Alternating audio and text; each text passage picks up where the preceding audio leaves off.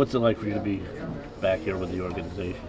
Honestly speaking, I'm excited to be around and looking forward to contribute to the organization, to the coaches, to the players, to the minor league guys. I think this job is going to allow me to be around prospect and the guys are already on the big league level. So I know. Being able to play the game for 20 years, there's no doubt that I have gone through a lot of moments of my career. So I want to basically be able to help more than the big league guys, because the big league guys are already here and they kind of they know how to play the game. I'm talking about the minor league guys, the guys in the Dominican Republic, in the school, being able to share with them my experiences, and hopefully I can impact and help them continue to develop their career and hopefully be successful at this game. How did the conversations start to return to the organization? Who reached out to who, and what was the initial conversation Well, like? Billy reached out to me in the off season, and he said that what I was doing. Basically, I was taking my kid to practice in Puerto Rico. At the same time, I was also considering going back to the Jazz Network. As an analyst, kind of like the job that I did last year. And when he told me about like the job description and basically being back on the field, honestly, I do miss being around the guy, miss talking baseball to the players, and just being able to be on the field. I do feel that as a baseball player, I always try to look the game as a way to how we can continue to get better, how we can continue to grow, and hopefully how you can play this game as long as you wanted to, So I missed that part, and I'm excited to be back. Carlos, for you, is it a little bit of unfinished business to come back here, in whatever role it is, to try and win a championship as a match? Well, my job is to help, anywhere I can. I know that we have a great coaches, good manager in the big league level, good players, and ownership has done an incredible job, not being afraid to go out and sign players. And I mean, I think Steve has done an incredible job doing that, just showing the fan base and showing the players that are here, like kind of like Francisco Lindor, who came here with a big contract, adding guys like Justin Verlander, who's who last year won the Cy Young. He's 40 years old, but he looked great. He looked amazing, and he's going to be here for 2 years.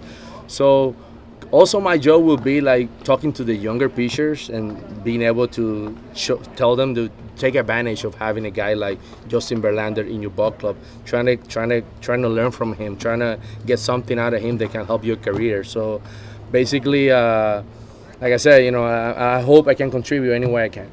Carlos, do you think did you get wind that maybe your Hall of Fame vote was impacted by your past, and are you encouraged or discouraged by the vote this year?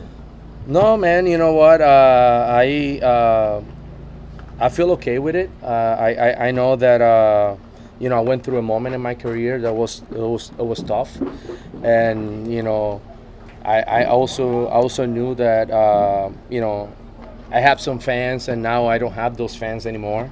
But at the end of the day, I have to live with my life. I have to move on. I have to continue to find positive on negative, and to do what I love. And being on the field, being on baseball is something that I love. So Hall of Fame, there's always it will be amazing, right? If I can get there.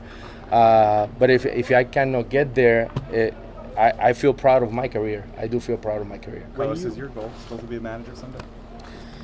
At this point, I'm thinking about what I have to do for the organization, and what are the things that Billy want me to do for him and for the team. But you can never say no. Right? You can never say no when you love the game and you love being around guys and being able to impact players and make players' career better. So at this point, I'm okay where I am, but later on, I don't know.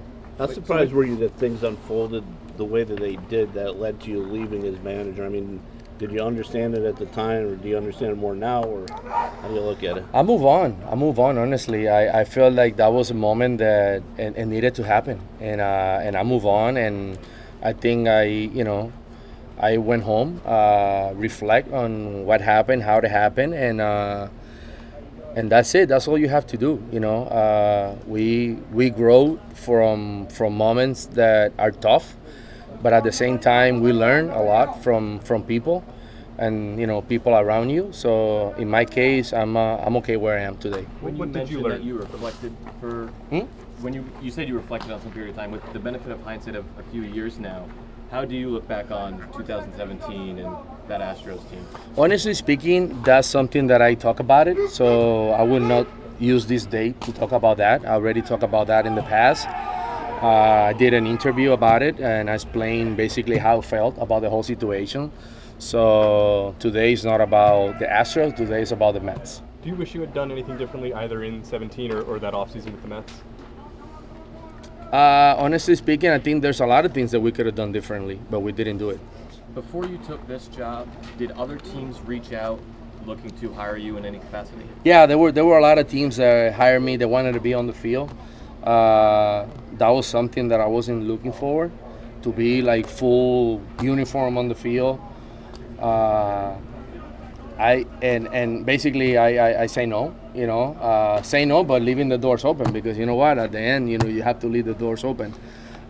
So when this opportunity came, it was a no-brainer for me to say yes, and to be back and to be around. And I spent here 7 years, man, like 6.5 years. So this organization is part of who I am as a ball player.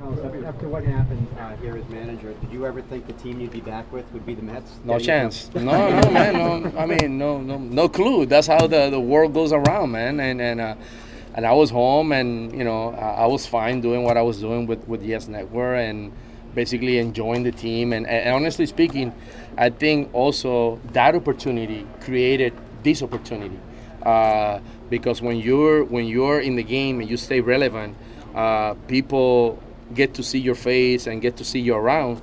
It's hard for me to disappear for 5 years and say, okay, I want to get back into the game. No chance.